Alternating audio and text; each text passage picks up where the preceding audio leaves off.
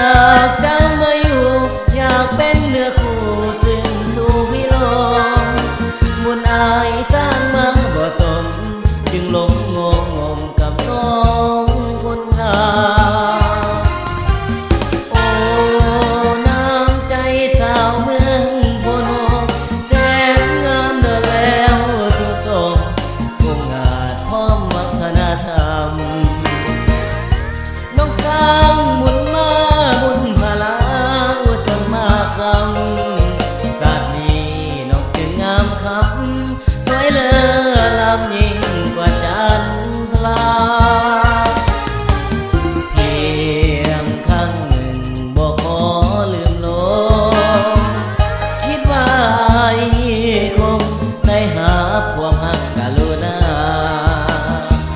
หากน้องปานี้บ่ขอได้นี้หากน้องเข้าฟ้า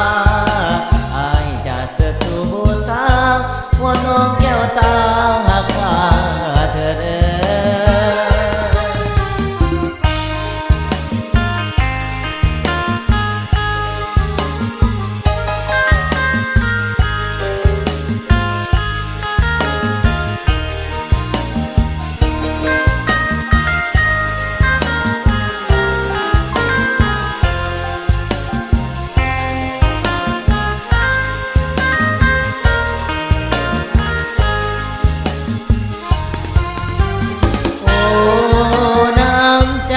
เจ้าเมืองโพนมแสนงามเลิศแล้วสูงส่ง